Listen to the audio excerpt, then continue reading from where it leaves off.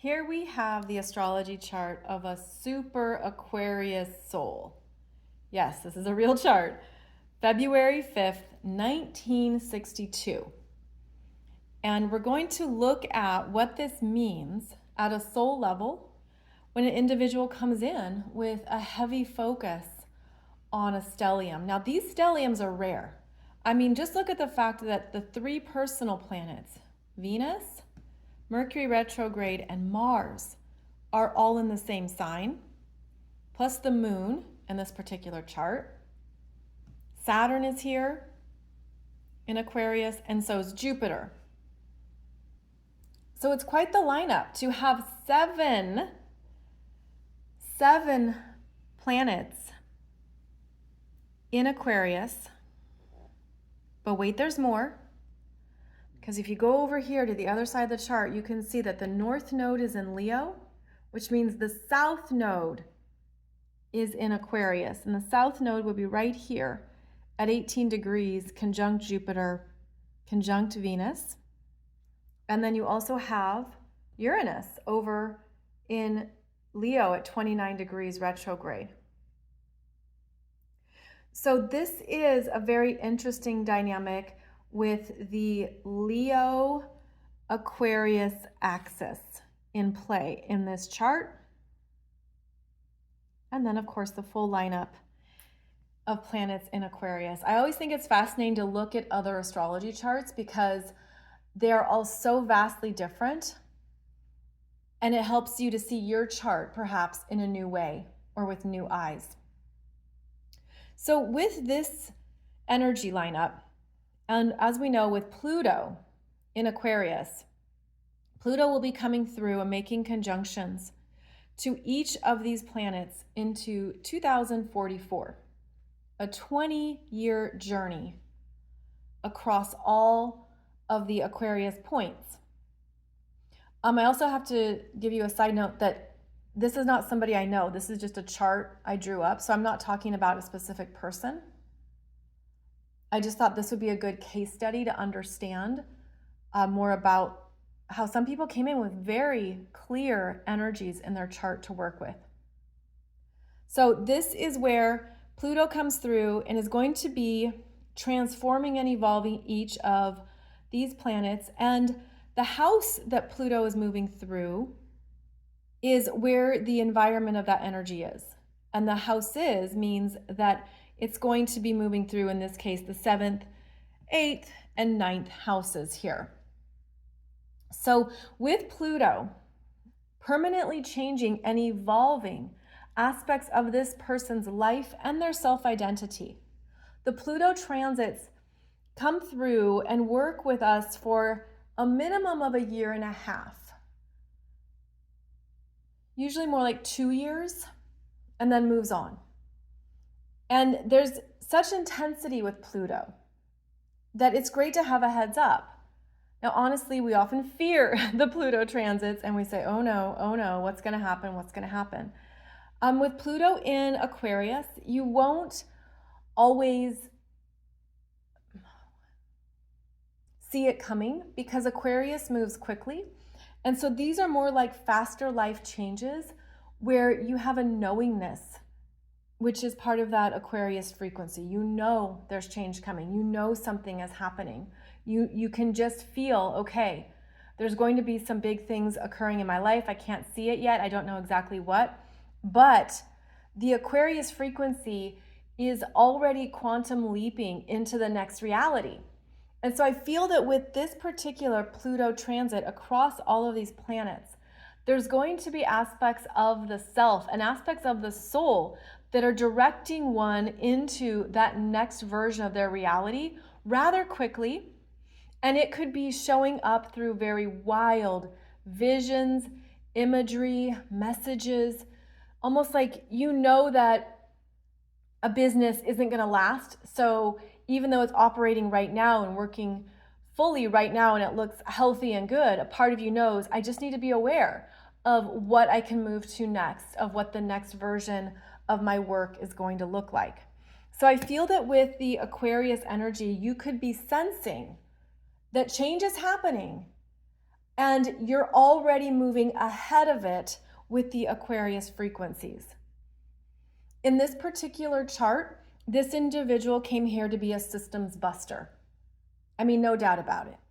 They are here to do things differently, to advance relationships and dynamics, to advance anything that they touch.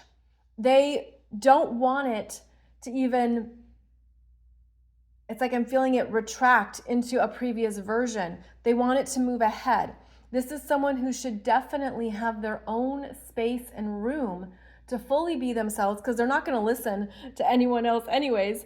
But they're here to go ahead and move on their own path, because I'm seeing this as someone who arrives very awake to energies and influences, also very awake with very bright, sparkly claircognizance, clairvoyance, clairsentience, and they arrive with a deep understanding of something, and they're waiting for the rest of us to catch up. And they're waiting for the rest of us to understand or see it in their way. And in this chart, you can see that not only have we touched on the strong Aquarius, and that they also have this Leo, creativity, pride, determination. Again, this Uranus in Leo is here to do it their own way. I mean, I see this energy as being an amazing interior decorator, creator, designer, someone who has such a sparkly essence that there's things they want to do and they have done because they know this is what would look best or this is what would work best. Very strong-minded, but also very clear in what they like and what they don't like. And what we have too is this Neptune in Scorpio squaring that deep knowingness. And this is where the intuitive energy can be blocked and locked away at an emotional level. At an emotional level. Because I'm feeling like if there was something that occurred for this individual with Neptune in Scorpio that was traumatic, difficult, definitely was from another, which is Scorpio, another's lack of boundaries or a sense of feeling like other people's energy is trying to intrude on my sense of self.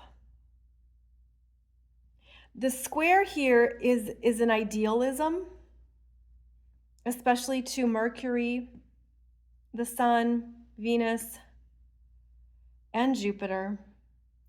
They're a very strong-minded, intellectual, smart person,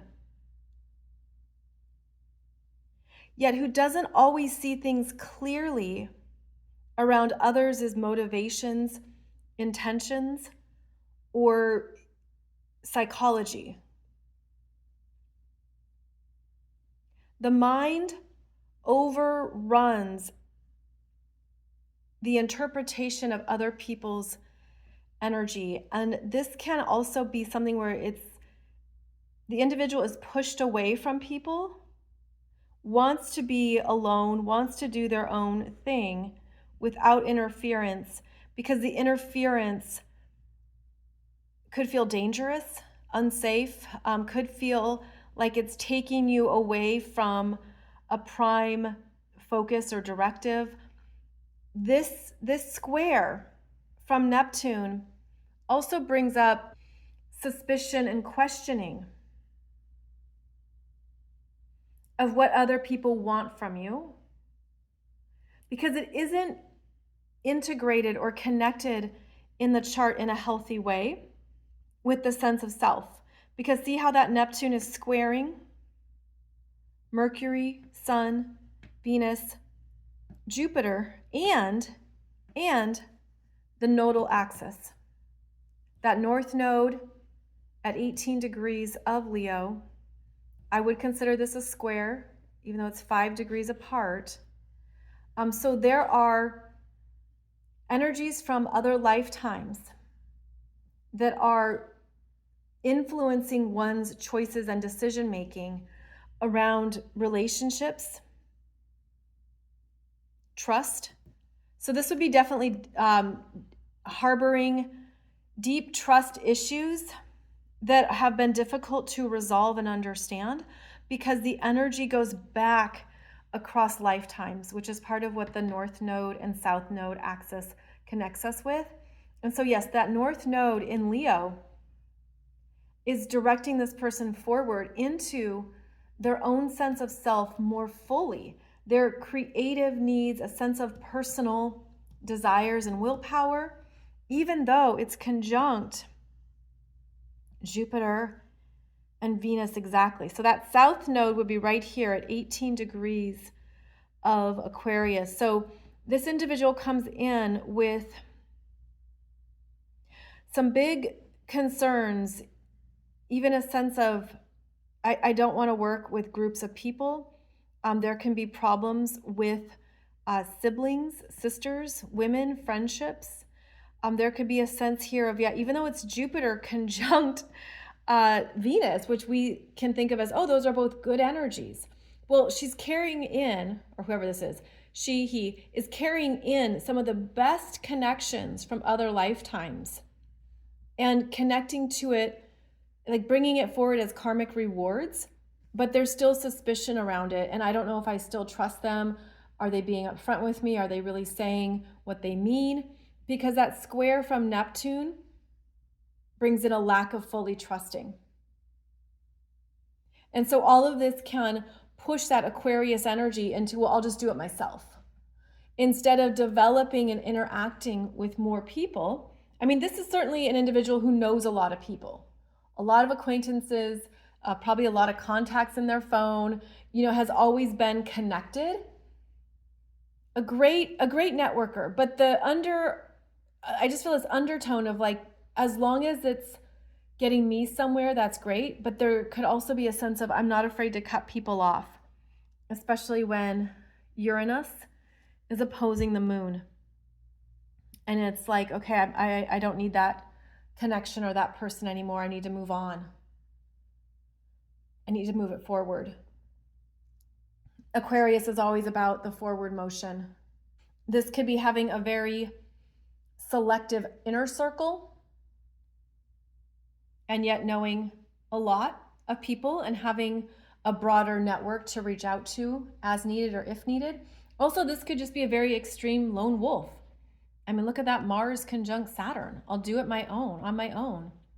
And here that Mars is, you could even note that Mars, Saturn, and Mercury are oriental here. They're behind the sun. They're pushing the sun forward.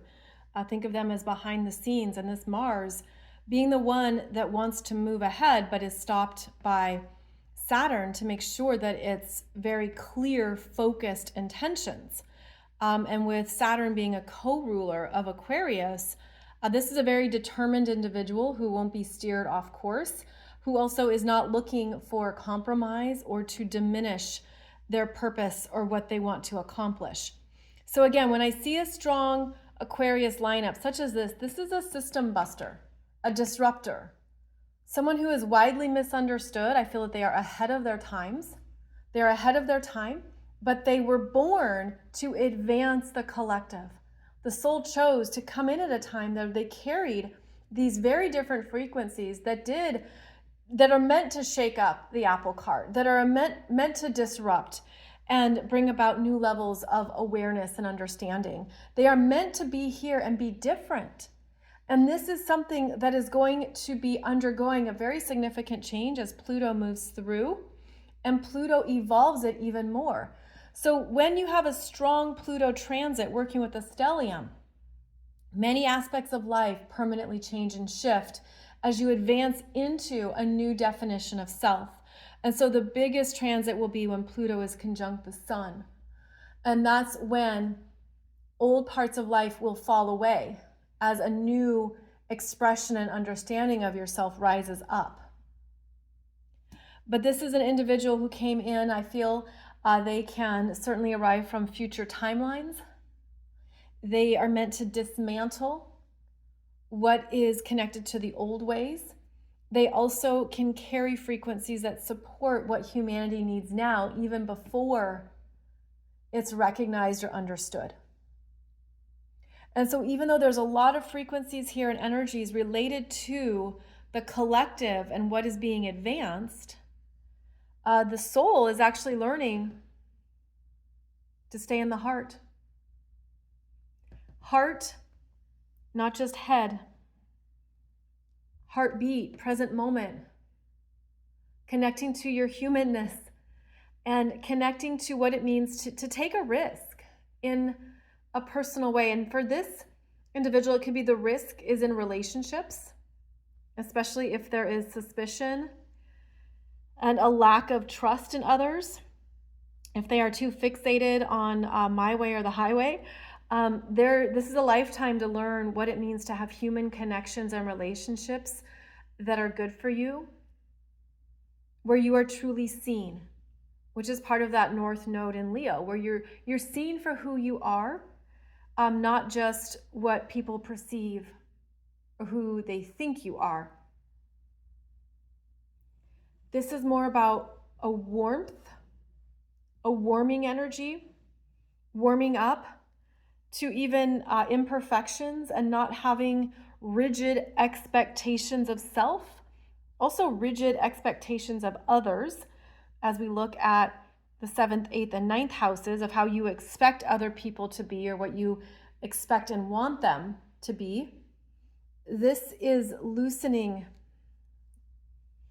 That North Node is loosening up what that means. So I realize this is a very specialized focus here, since this is the energy in February 1962. But it's just worth noting that if you have any planets or points in Aquarius, you are here to do things differently in this lifetime. You're here to advance society and to be very intentional with what you contribute in the world, because Aquarius is the energy of contribution. So I did another video for you on the Super Capricorn soul, if you want to check that out. And then also be sure to look at my playlist here on YouTube, where I go through the charts of other birth years and discuss the major aspects that are occurring in the cosmos. So that playlist does not include every birth year. Rather, it's focused on the strong aspects that were unfolding at various times. So do check that out if you would like to learn more, or even just to understand what might be in your chart as well. Thank you so much for joining me, and I'll be back here soon.